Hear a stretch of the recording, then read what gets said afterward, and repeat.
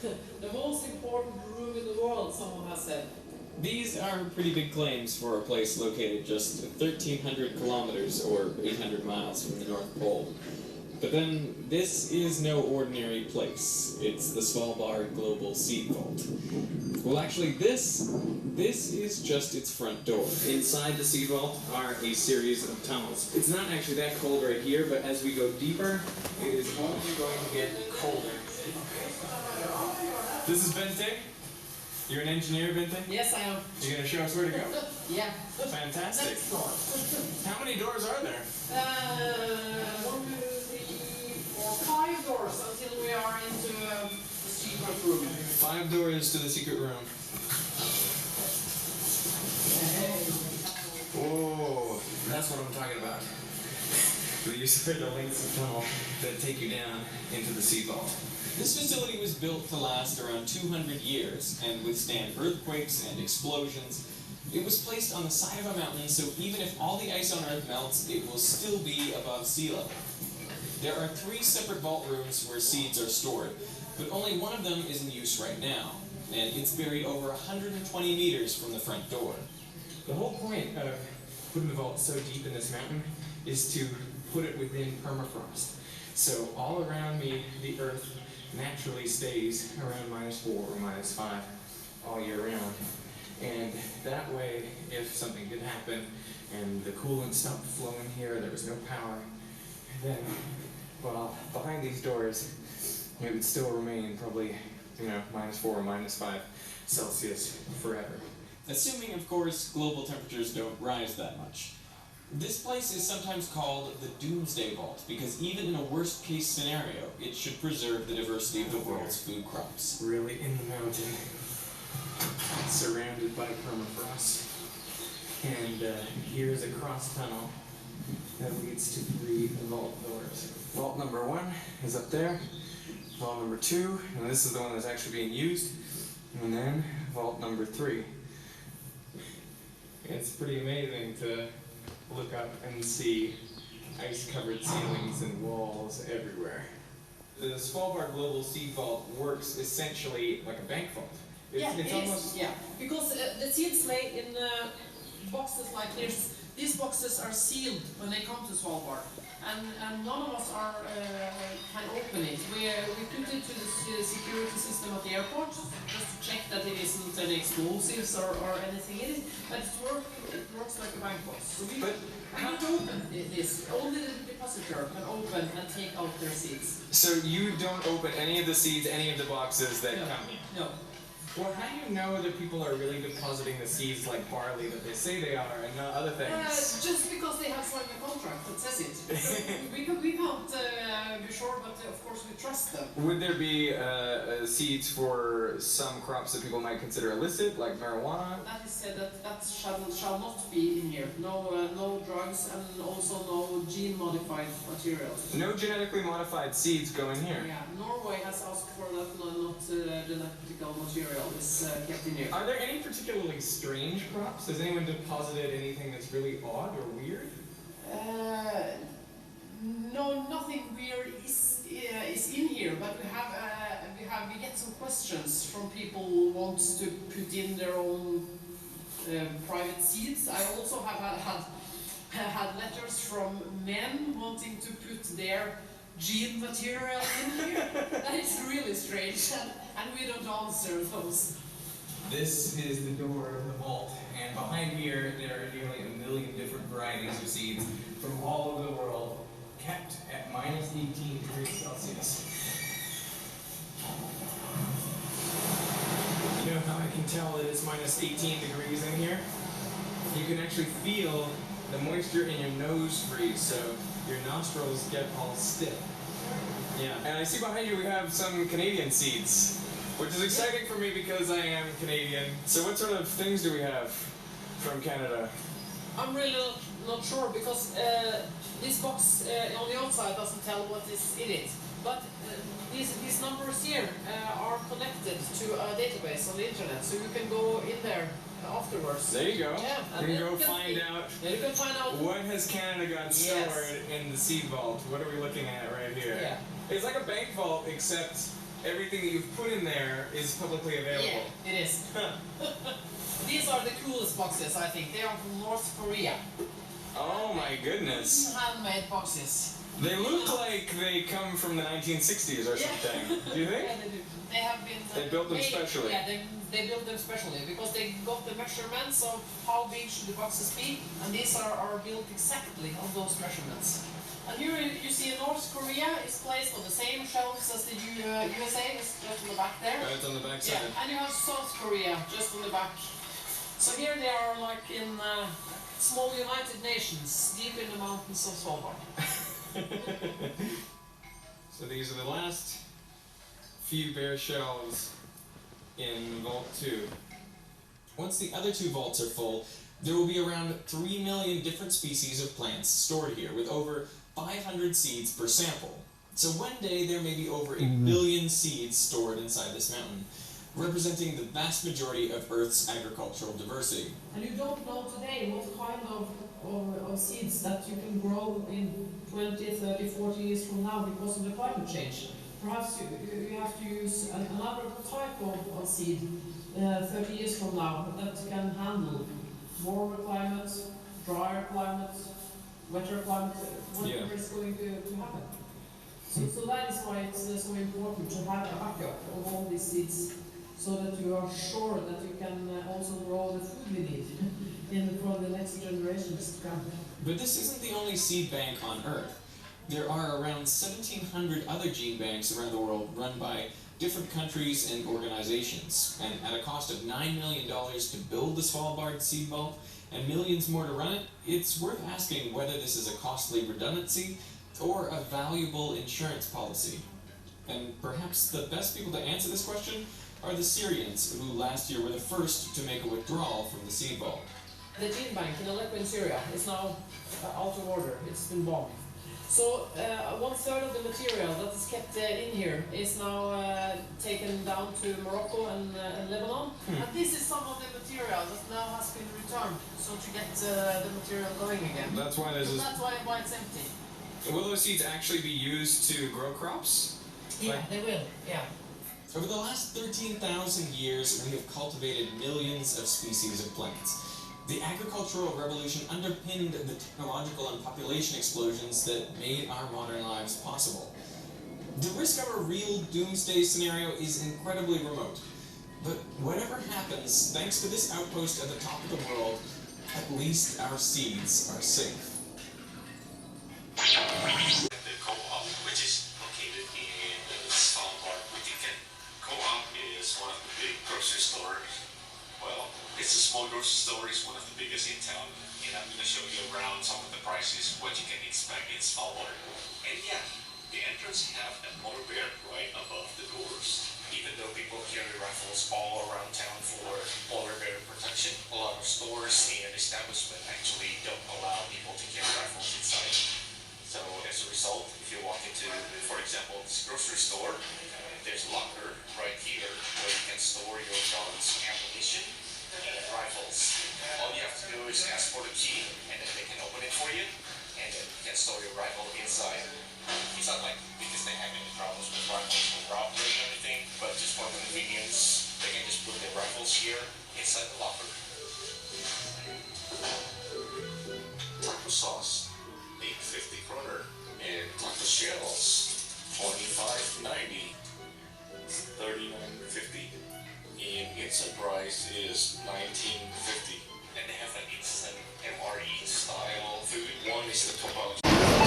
We're at Falklanddale right now, on the way to Everett Walk.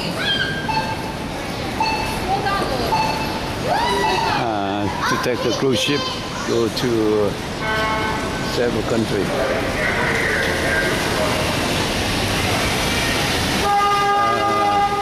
About 12 countries to reach Napo.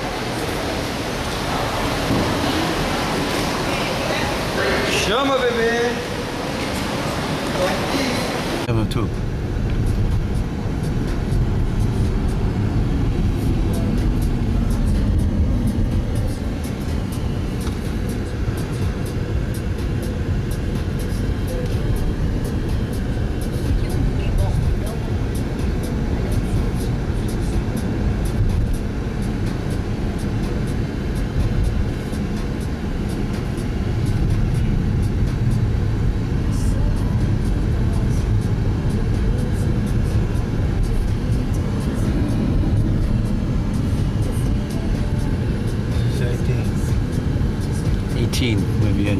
no.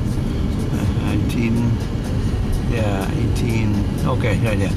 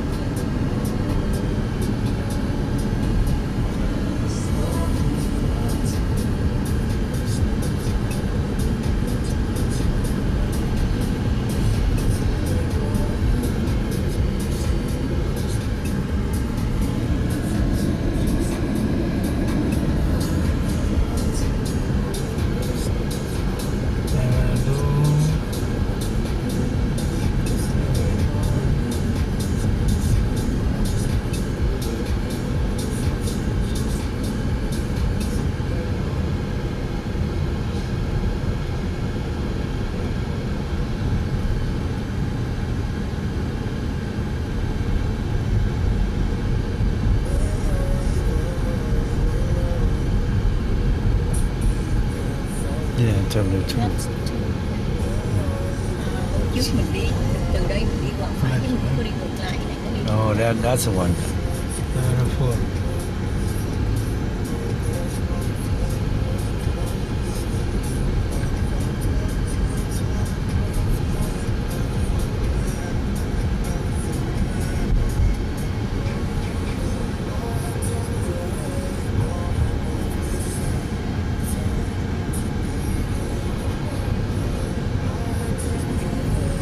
Yes.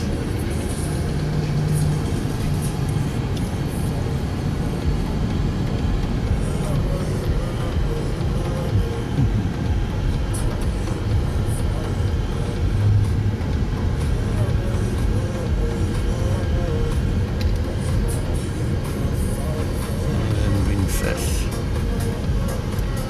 All right, that's nice.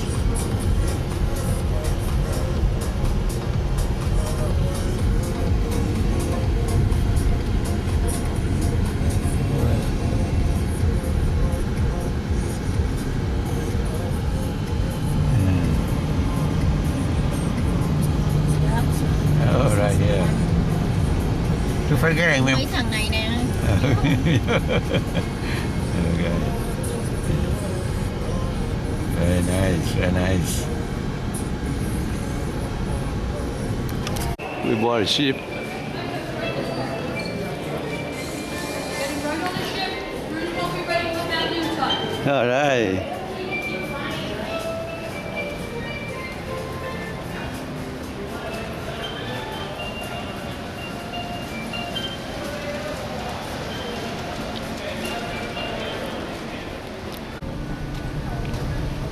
Con đèo coi ra.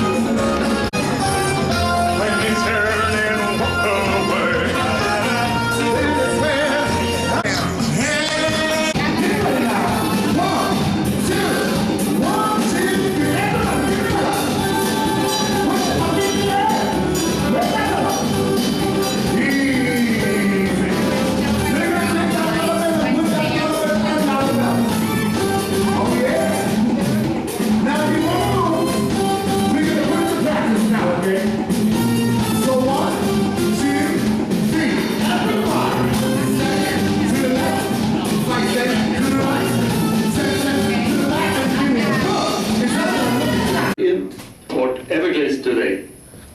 1,872 guests on board the Island Princess. You're all very, very welcome. Hả?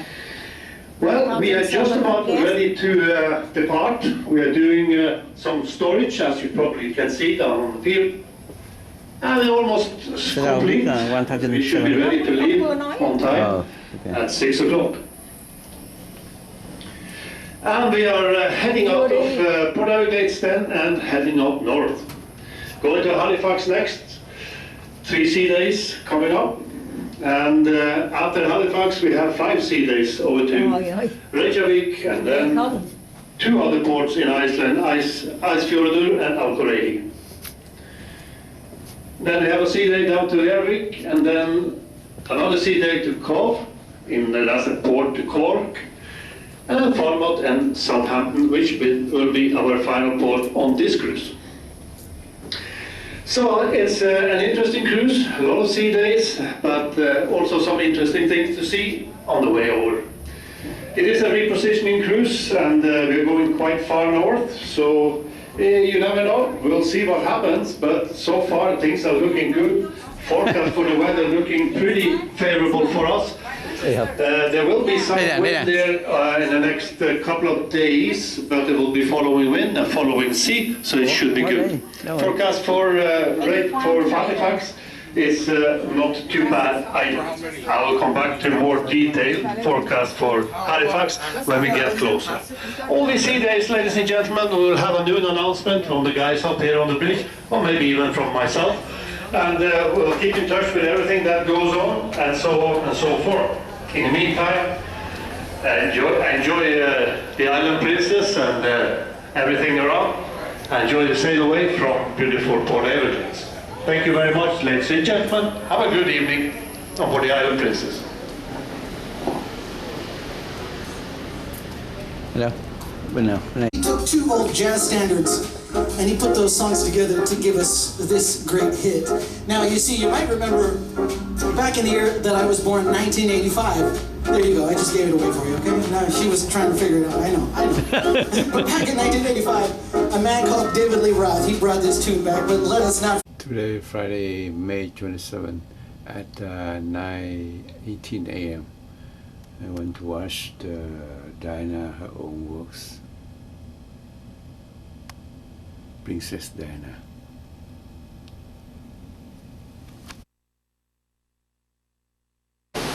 Today is the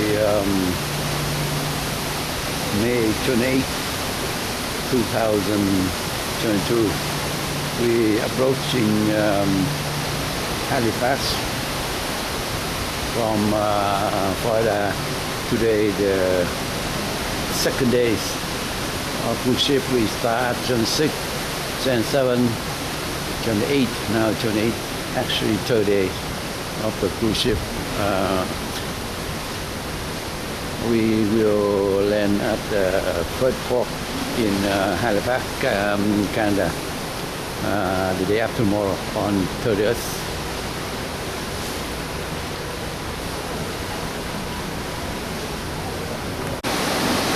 Now it's 9:10 p.m. on May 28, 2022. We walk around the cruise ship.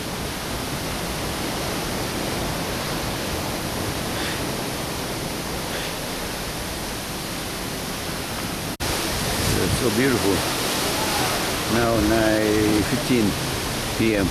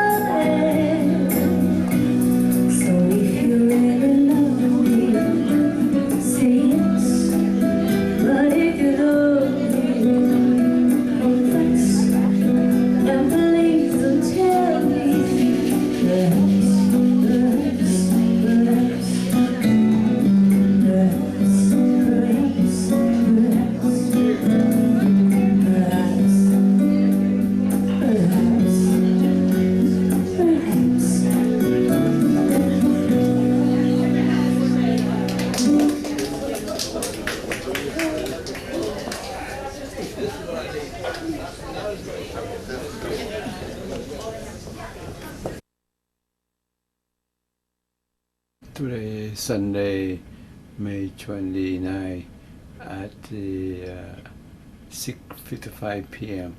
The ship go to the Halifax. We will arrive there tomorrow. So now they go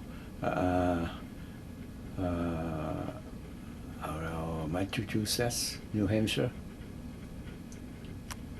Yeah, the ship right here, this location. Massachusetts, New Hampshire.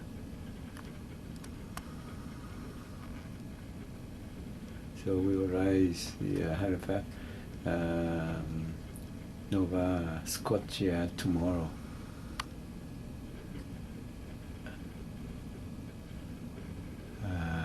At 8, so right there at 8 a.m. and about 4:30 p.m.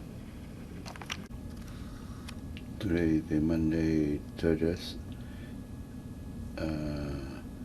Monday May 30th at 5:20 a.m. The ship going to dock at Nova Scotia in Canada. So we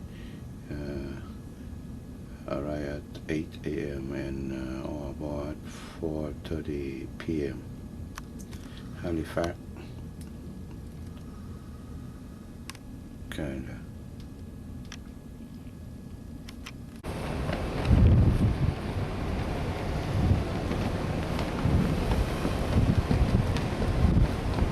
Halifax, Canada.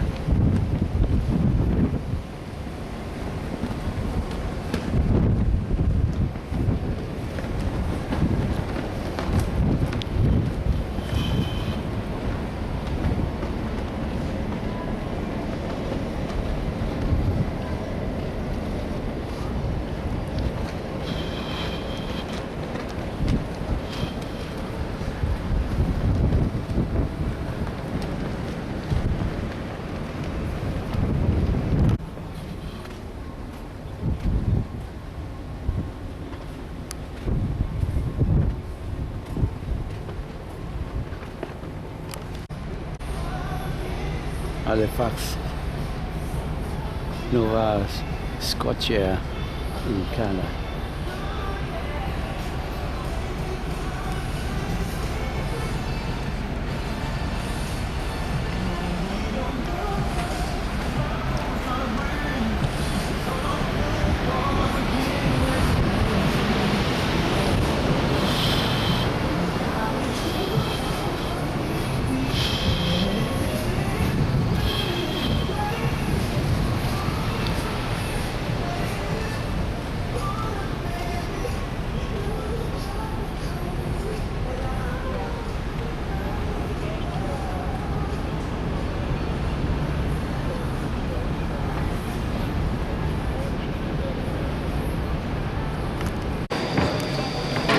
Halifax, Canada.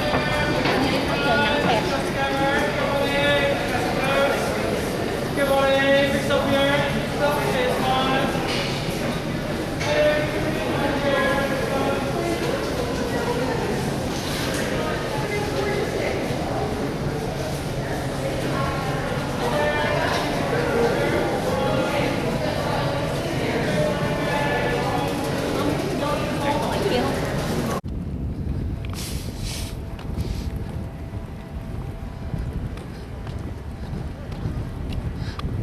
Recommend you to have about it.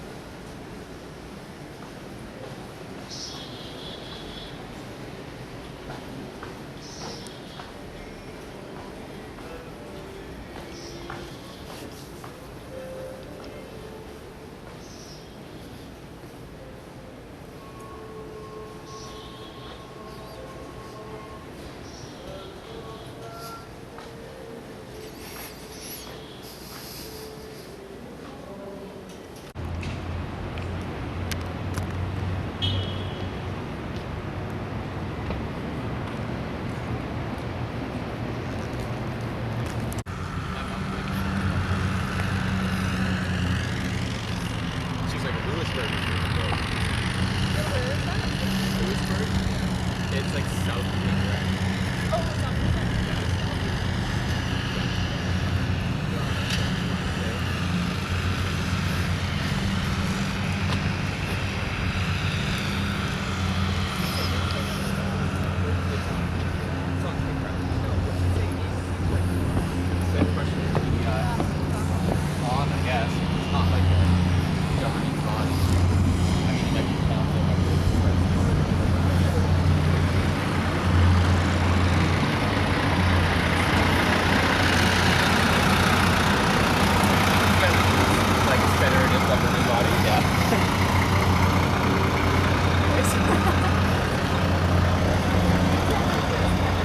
So I might just do the two, just because it's like straightforward. I know. Anybody got any Like we're on holiday.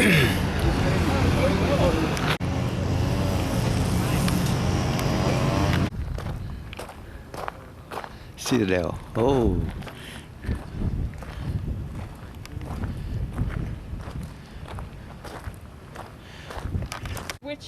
whether it was going to bounce off the muzzle there and where it was going to go. So you would pick definitely a rifled gun for defending the fort, and this would have been used pretty much only for signaling and not for actually readying for an attack. It's a muzzle loaded gun, so everything that you fire out of the gun has to go in at the muzzle. They're going to fire this at noon today, so if you're still around, I would recommend coming up to see it, because if you're going to hear it if you're here, so you might as well also see it, and you'll see them ramming everything to the back with the long ramrod.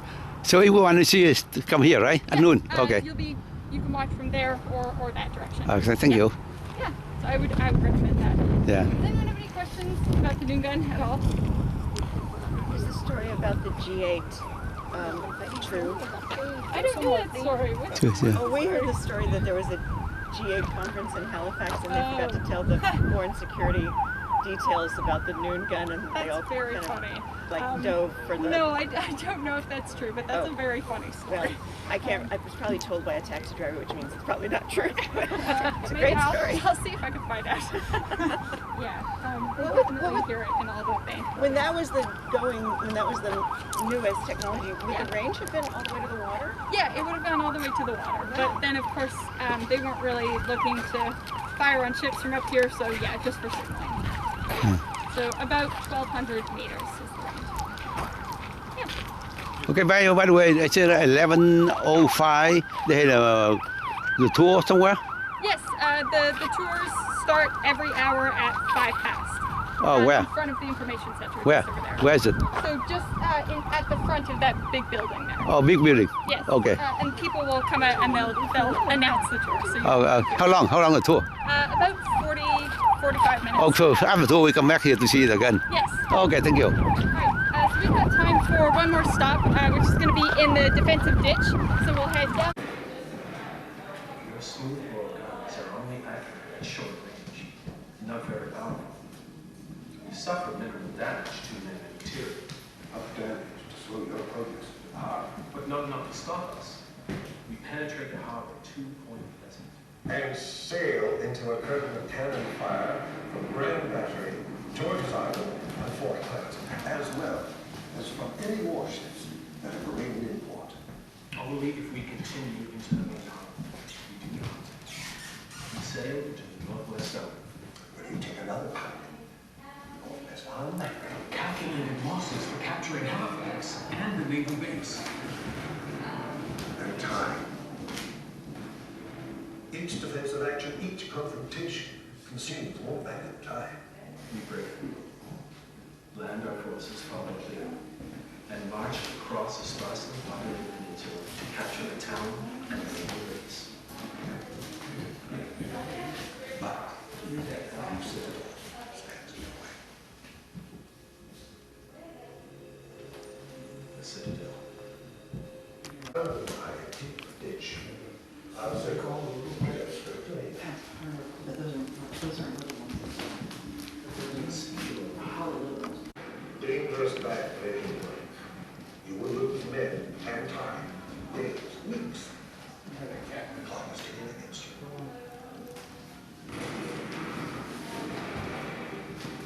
closer to the forge, closer, close enough for our cannon to breach the masonry walls. Too close. We've detonated explosives packing the underground tunnel running up from the ditch. Under.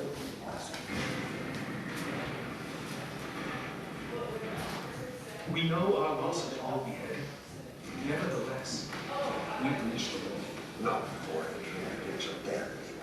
To face murderous crossfire and snipers and musket gallery. Love. Be an English guided tour starting right over here in front of the information center right now. Alright, everyone can just gather around. It seems like there's a bunch of people coming in, so we'll just give it a minute or two before we know. Hey, you mind if you take photos with you?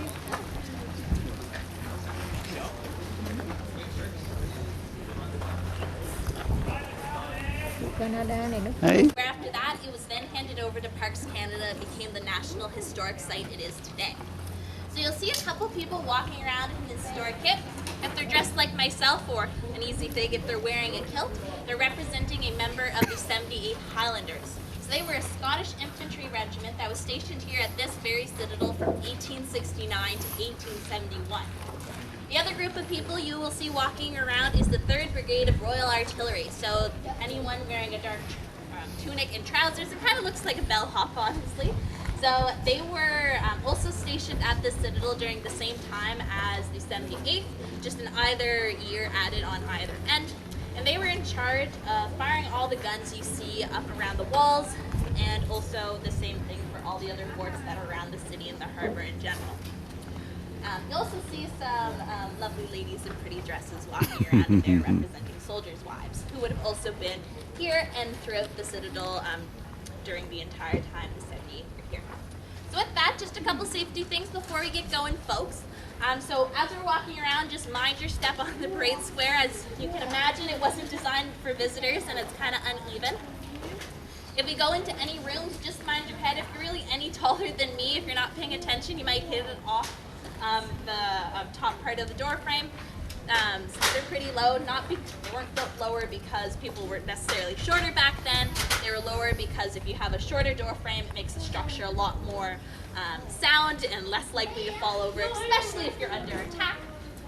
With that, once we get up onto the walls, please stay out of the tall, long, uncut grass. It's very easy to tell the difference. It was cut this morning.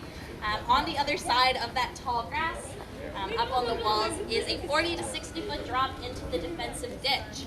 It is the only active weapon still here at the Citadel.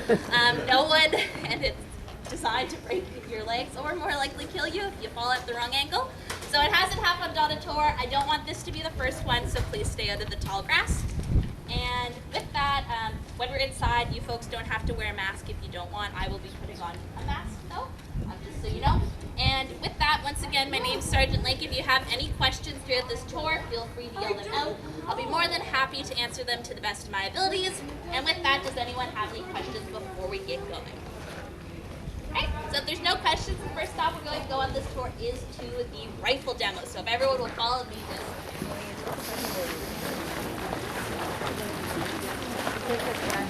turn shooting back and forth at each other, that's what they were still using. So there was a very high increase in the casualties during our time period, but it's still also kind of interesting because it really was a transition period. So this is kind of your last time you see this kind of style of fighting. Just to give you a place where we are in history, we're about 50 years after the Napoleonic Wars, and we're about 50 years from World War I. So from this point going forward, they start to rather than wearing bright colors, they wear camo and khaki, and also they start to let their soldiers spread out and fight more independently rather than having everyone fighting together as one unit. So with that, we'll get started. Just so everyone knows, everyone in Historic Kit will be putting in earplugs. That is because we hear these loud noises all day, every day. So that would definitely have an effect on our hearing by the end of the summer. Whereas if you folks, just for this one-time demonstration, you will be perfectly fine. However, if you do have more sensitive hearing or get scared by very loud noises, I would recommend plugging your ears. It echoes a crazy amount off the walls in here, as we can all imagine. So with that, the perfect time to plug your ears, if you would like to do so, is when Corporal Saunders brings the rifle up to his shoulder. He will be firing off 3 rounds, so there will be 3 loud bangs. But with that, if you don't want to plug your ears and you'd like to take photos and videos, that is also the perfect time to do so.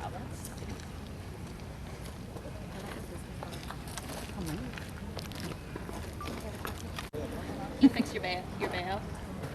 So, if you ran out of bullets, you ran out of luck, because you're able to fix your bayonet onto the end of your rifle. So it's really a long, sharp, pointy stick that you didn't want to get stabbed with. So it was set off over to the side, as we could see, so you could both shoot when it's fixed. Previous versions of a bayonet, you really had to stick it into the muzzle of the rifle, so you could only do one or the other. So this was quite advanced. And also, specifically with this bayonet, is a triangular, or it's triangular. So the sides were not sharp at all. It was purely a stabbing tool. And with that, since it was a triangle, at least back then in the Victorian era, it was virtually impossible to try and sew close a triangular wound. And it was also concave at the same time. So, as you can all imagine, it goes in, when it's pulled out, it sucks things out with it. It was a very effective tool. One of the favorite tactics of the 78th was pretty much everyone stands in a line, they fix their bayonet, and then they run screaming at the enemy.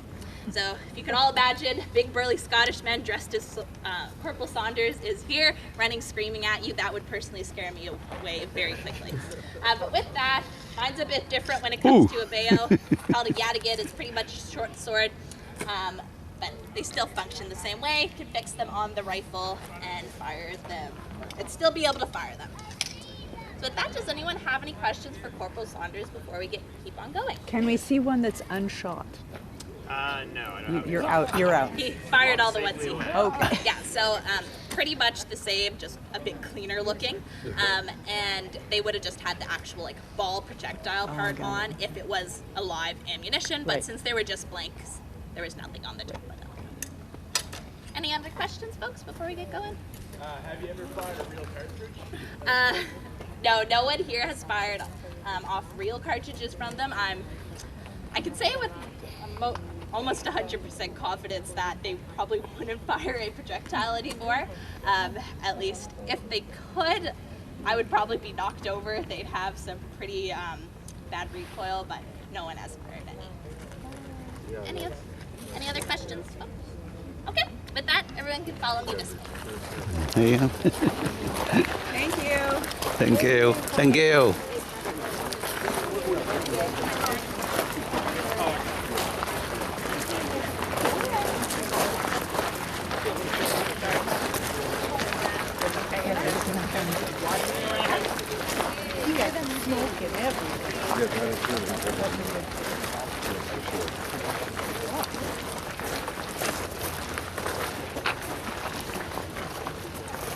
So with that, folks, we'll just talk outside here since we do have pretty large groups. We're not all crammed inside.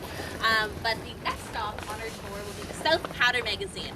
So the rifle that Corporal Saunders just fired, historically, emphasize historically, this is where the explosives that were used to create those bullets would have been kept, and also all of the explosives that would have been used to fire off the cannons we'll see on the wall once we get up there later. So there's a specific design to this building. It's not just tucked away in the corner here for no reason. So hypothetically, if someone were to attack the fort, it's more likely that cannonballs would shoot over top of the South Powder Magazine here, missing the building. It lands somewhere here in South Parade rather than actually hitting the building here. Compared to like if it was out in the center, it's more likely to be hit. The inside wall of the building is significantly thicker than the roof, so some really big, thick granite stones compared to a wooden shingled roof. So hopefully, if the building were to explode, if the black powder got ignited, hopefully the walls would stay in place and the roof would fly off, so pushing the explosion up rather than out and keeping everyone hopefully a bit safer. But with its maximum capacity being about 250,000 tons of black powder, even if it was a quarter of that full, it would still be a giant explosion either way, as we can all imagine. So on top of that, there are a lot of other safety measures that were put in place to keep everyone a bit safer. So you can see here, there's this outer wall with 2 doors, so these doors would be locked every night, and there also would have been a sentry on guard posted at the little black box in the middle. So if you folks came in through the front entrance, you would have seen the sentry posted out front. So apart from having the sentry posted there, which was your only entrance and exit to the fort at the time, you would have had one here, and also the brick building or behind most of us that some of us at least be able to see. Over in the northern part of the fort, there would have been another sentry posted over there. So really guarding your 3 most important things in your fort that the enemy would most likely attack first. So only entrance and exit, all your explosives, and then all of your weapons over at the other building. And with that, if you wanted to head in here and get some black powder, or you had to go about your duties in there.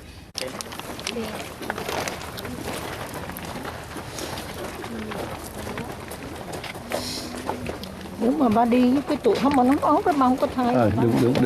Đúng. You scan over thôi.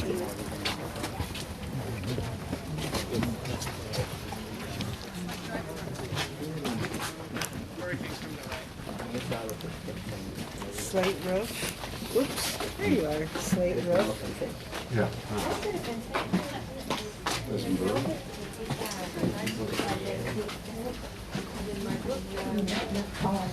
You're too short. Don't worry about that. Cooling, yeah.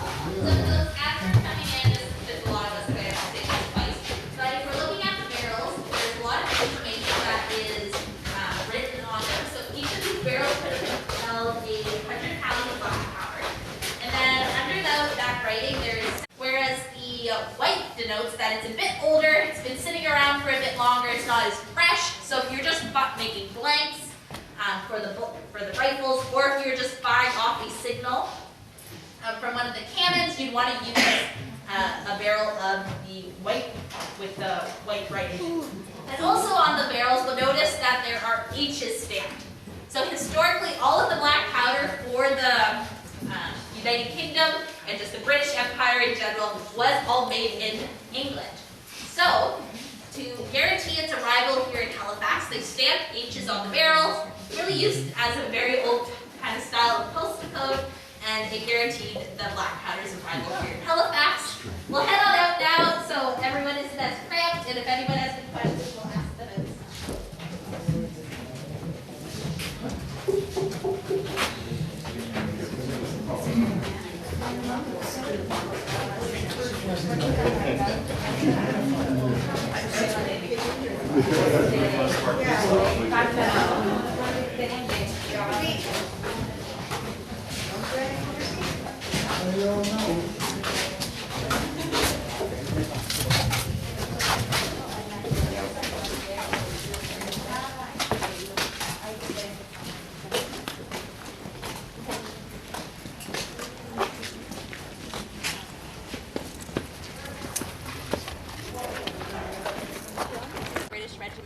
Artillery, it's a bit more prestigious, so they get a much more sleeker, fashionable, for the time period uniform.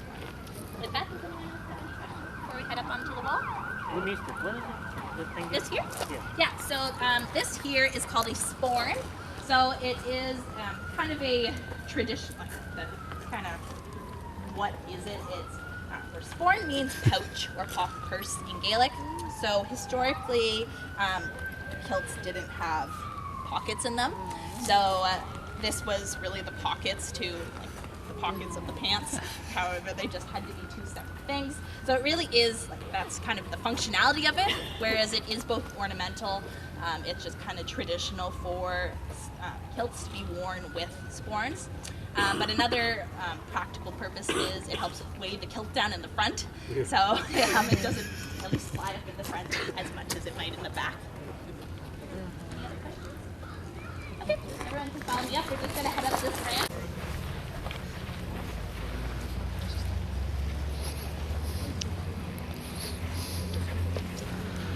So with that, folks, briefly talk about the fort, and we'll definitely be able to see it a bit more once we wrap around the wall and head over to the signal post. These couple viewing platforms, you can see the harbor a bit better. But as I mentioned in my little introduction, the Citadel was really a cornerstone when it came to defending the seas for the British and also maintaining their control of most of the world at the time. So if we're thinking of a map going from England over here to Halifax, down to the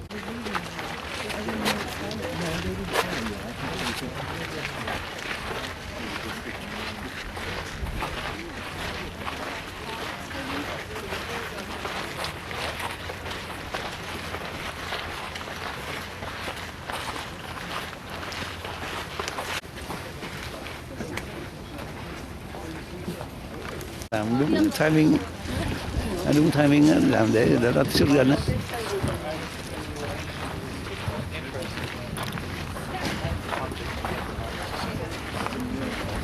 Gần này mới hay nè.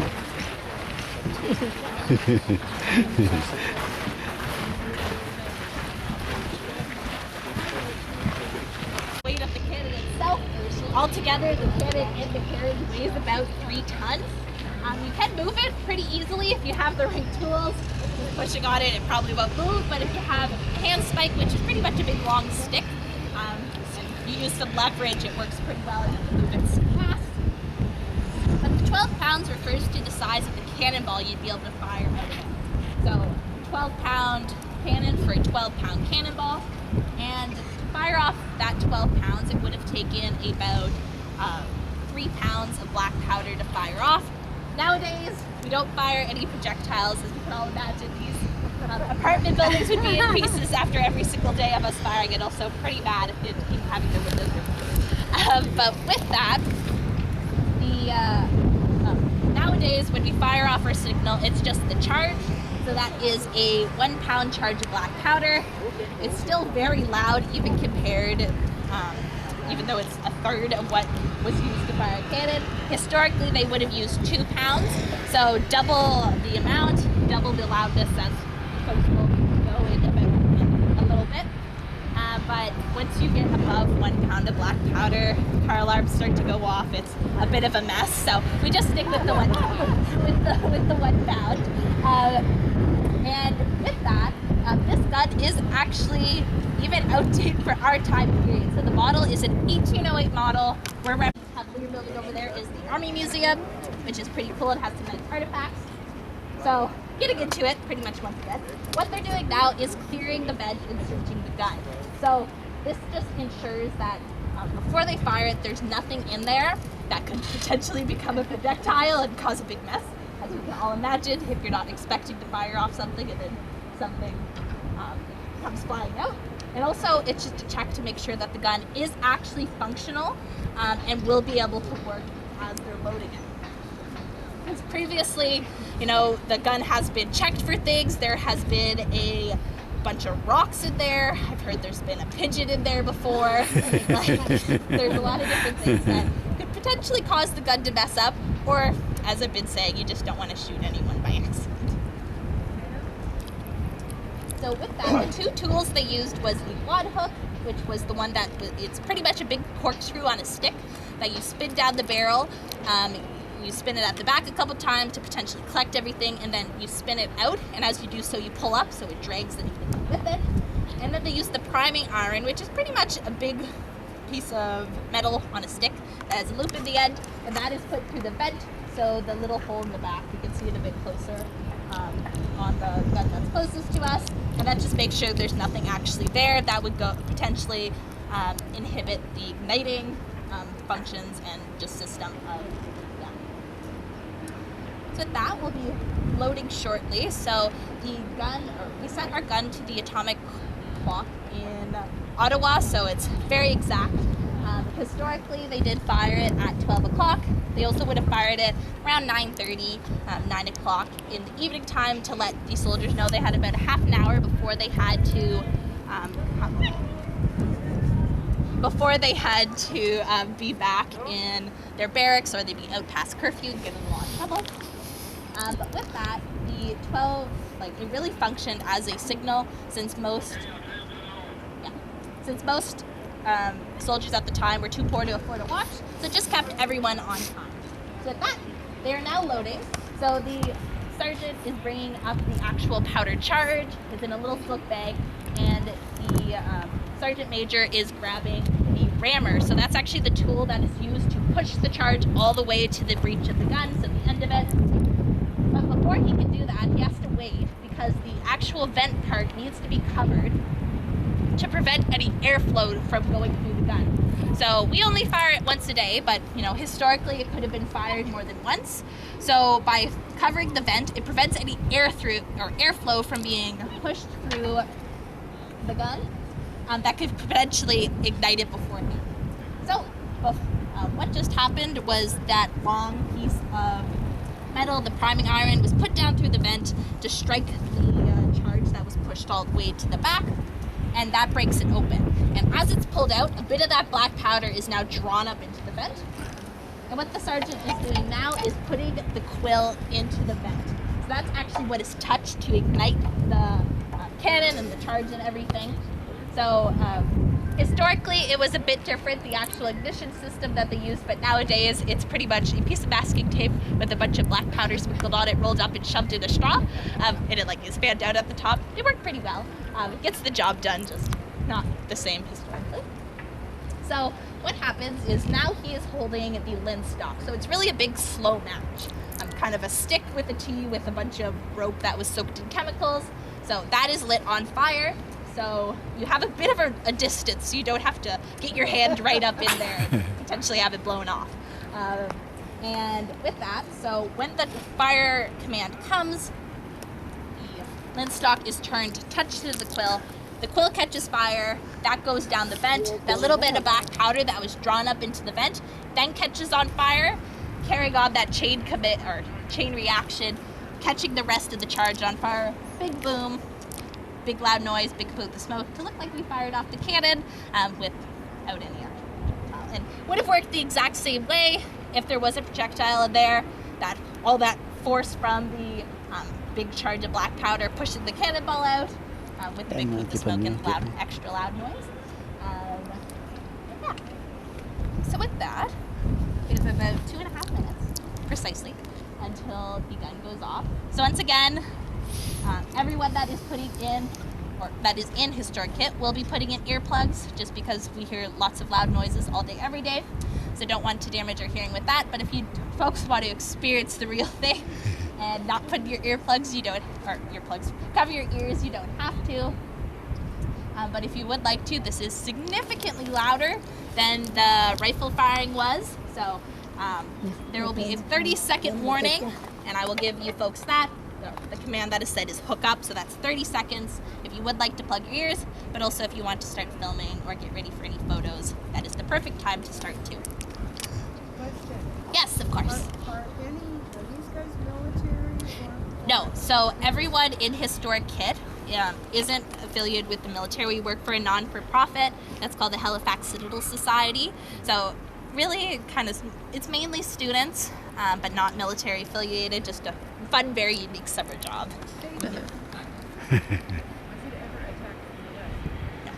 The fort was never attacked, and Halifax wasn't really attacked in general.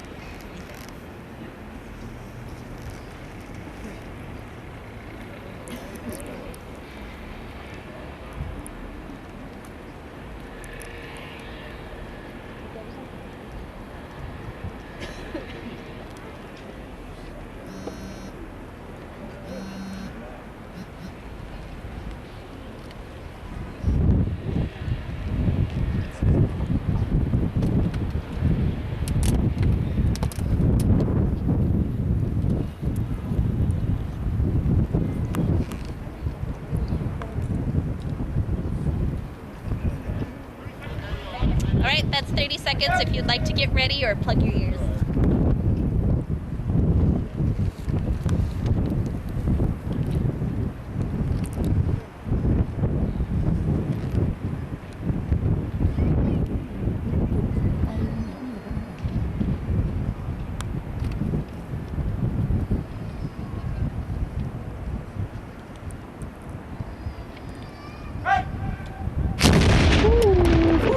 Woo! There'll just be about another minute before you put the head through now. One more. One more. Final thing they just need to do is to pretty much put the gun away. Only one. In a sense, so they put the plug back in the front, the Tompion, and then they just cover the vent up once again to make sure that nothing gets in there so that we can still fire it. Only once, right? Yes, only one. How about this guy? Yes. This one. That Once a day? Yeah, just that one once a day. Oh, right. Once a day at That's 12 good enough. every day. That's good enough. I think it's just like in Cuba, right? In Yeah, Cuba, same thing. There's a couple extra things that has to In go through Cuba, and how also many all our they security fire? zones and One. everything, so it's a lot of like One. logistical issues.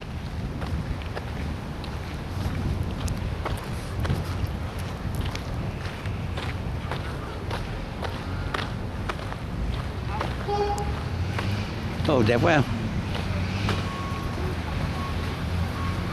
Ồ, cây đẹp quá, đẹp rồi. Quá sao đẹp hả? Oh man. Only chụp cái chỗ này cho bạn ngồi chỗ này, chụp cho bạn cắm chỗ này. Đẹp quá.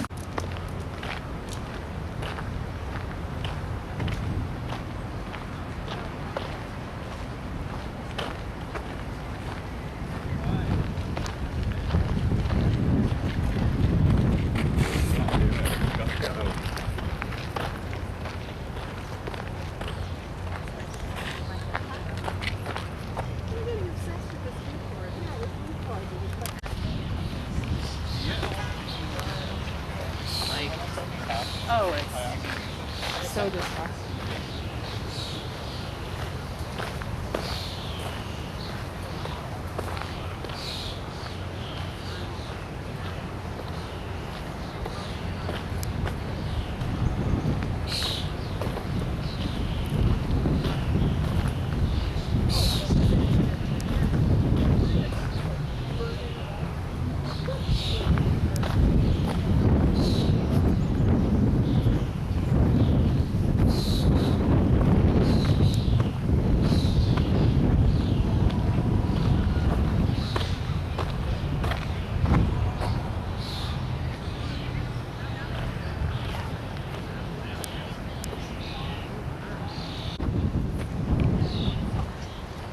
Thôi được rồi. Ra đi.